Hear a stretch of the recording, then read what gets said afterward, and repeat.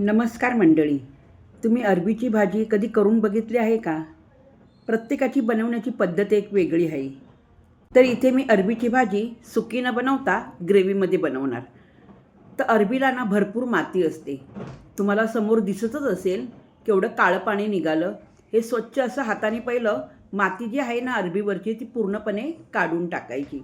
अरबी म्हणजे अळूचे कंद आणि हे अळूचे कंद म्हणजेच अरबी आणि मुख्य म्हणजे आरोग्यासाठी खूप फायदेशीर.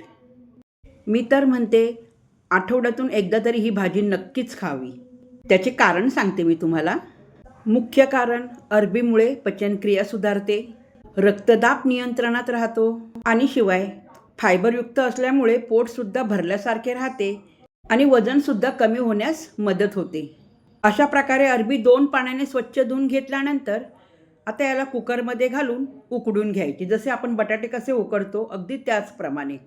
थोडेसे पाणी घालायचे, म्हणजे वरपर्यंत पाणी घाला, जास्त पाणी नका घालू. थोडेसे मीठ घालायचे आणि फक्त याला 2 शिट्टी करून गॅस बंद करून टाकायचा. आणि जर का 3 शिट्टी केली तर गाळ होईल. ग्रेव्ही बनविण्यासाठी इथे मी 1 मोठा कांदा, 1 मोठा टोमॅटो, 1 इंच आल्याचा तुकडा आणि 5-6 लसूण पाकळ्या हे सर्व साहित्य मिक्सर जारमध्ये घालून चांगली पेस्ट करून घ्यायची. आणि फोडणीसाठी चॉपर जारमध्ये घालून मी कांदा असा बारीक करून घेणार आहे. शिवाय ग्रेव्हीमध्ये घालण्यासाठी मी दह्याचा सुद्धा वापर करणार. तर इथे मी 3 चमचे दही घेतले, 1 टीस्पून हळद, 1 चमचा आपला घरगुती मसाला, 1 टीस्पून लाल मिरची पावडर आणि 1 टीस्पून जिरे पावडर. आता हे मसाले आपण दह्यामध्ये का घातले? कारण जेव्हा आपण ग्रेव्ही बनवतो ना तर दही फाटू नये म्हणून मसाले घालून घ्यायचे.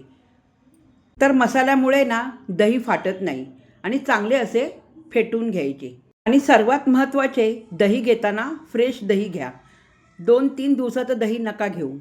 इथे महत्त्वाचे, कुकर थंड झाल्याबरोबर अरबी लगेच चाळणीमध्ये काढून घ्यायची. त्याच्यातले पाणी पूर्णपणे निथळून गेले पाहिजे. आणि अरबी पूर्णपणे गार झाल्यानंतर अशा प्रकारे त्याचे साल काढून घ्यायचे. साल खूप त्याचे अलगद काढावे लागते. ग्रेव्ही करण्यासाठी ना अरबी 75% फक्त उकडून घ्यायची. कारण अरबीला पुढे असे तेलामध्ये छान फ्राय करून घ्यायची आहे. अरबीची भाजी किंवा ग्रेव्ही करायची असेल ना तर राईच्या तेलाचा उपयोग करा. तर इथे मी 1 पळी राईचं तेल घालून घेतले. अरबी चांगली मसाल्यामध्ये फ्राय करून घ्यायची आहे. तर 1 चमचा पुन्हा मी लाल कश्मीरी मिरची पावडर घातली आहे आणि 1 टीस्पून हळद घातली आणि 1 टीस्पून पुन्हा आपला घरगुती मसाला घालून घेतला. आता अरबी याच्यामध्ये चांगली तेलामध्ये घालून म्हणजे मसाल्यामध्ये घालून छान परतून घ्यायची हलक्या हाताने. आणि सर्वात महत्त्वाचे, राईचे तेल आहे ना चांगले गरम होऊन द्यायचे. जर ते तेल चांगले गरम नाही ना केले तर तेलाचा वास येतो. 5 मिनिट तरी अरबी चांगली मसाल्यामध्ये छान अशी घोळून घ्यायची.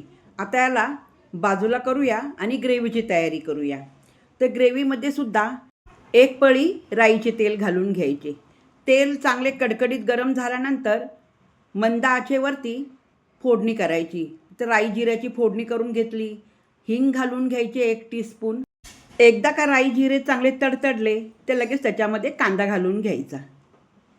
आणि कितीही घाई गडबड असू द्या, फोडणी देताना नेहमी मंद आचेवरती फोडणी द्या, म्हणजे फोडणी जळत नाही. कांदा ना अशा प्रकारे ट्रान्सपरंट आणि असा ब्राऊन रंगाचा छान झाल्यावरती याच्यामध्ये मसाले घालून घ्यायचे. ते मी संडे मसाला 2 टीस्पून घालून घेतला. मसाला चांगला तेलामध्ये परतून घेतला ना रंग खूप छान येतो ग्रेव्हीला. मिक्सर जारमध्ये जो मसाला वाटून घेतला तो सुद्धा मसाला लगेच याच्यामध्ये घालून चांगला परतून घ्यायचा. तुम्हाला प्रश्न पडला असेल, अरबी फ्राय करताना मसाला, दहीमध्ये मसाला, शिवाय कढईमध्ये सुद्धा कांदा परतून घेताना सुद्धा मसाला. जास्त तिखट तर नाही ना होणार? नाही होणार, काळजी नका करू.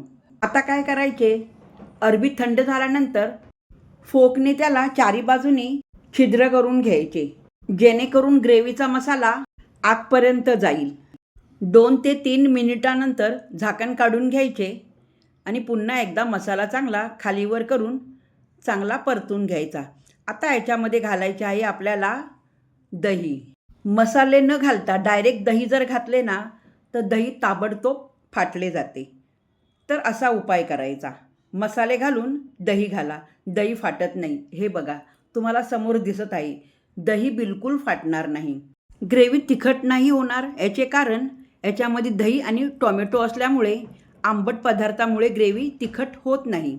अर्धा चमचा साखर, अर्धा चमचा गरम मसाला. आता हे घातलेले सर्व साहित्य चांगले एकजीव करून पळीने चांगले ढवळून घ्यायचे.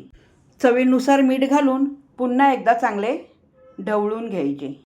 ग्रेव्हीला बघा कशी आता उकळी यायला लागली आहे. आता याच्यावरती आहे ना झाकण ठेवून देऊया 2 मिनिट. 2 मिनिटानंतर झाकण काढून घ्यायचे. ग्रेव्हीला छान उकळीसुद्धा आली आहे आणि तेलाची तरीसुद्धा वरती तरंगत आहे. अशा प्रकारे ग्रेव्ही जास्त घट्ट पण नाही आणि जास्त पातळही नाही, अशा प्रकारे बनवायची. आता ही बनवलेली फ्राय केलेली अरबी ग्रेव्हीमध्ये घालून घ्यायची. बस झालं. आता या चमचमीत ग्रेव्हीसाठी फक्त 1 ते 2 सेकंद उकळी येऊन द्यायची, जास्त नाही. त्यानंतर लगेच गॅस बंद करून टाकायचा आणि बारीक चिरलेली वरतून कोथिंबीर घालायची. अशी छान ग्रेव्ही भाताबरोबर, चपातीबरोबर किंवा पराठ्याबरोबर खूप छान लागते. तुम्ही नक्कीच ट्राय करून बघा. चिकन आणि मटनपेक्षा तर नक्कीच भारी आहे. अशी ही मसालेदार आणि चमचमीत अरबी ग्रेव्ही तुम्हाला कशी वाटली मला कमेंट्स करून नक्की सांगा. आवडली असेल ना, लाईक करा, शेअर करा आणि सबस्क्राईबसुद्धा करा. आणि पुन्हा भेटूया अशा छान रेसिपीबरोबर. तोपर्यंत मस्त खा, स्वस्त रहा. धन्यवाद. पुन्हा भेटूया. नमस्कार.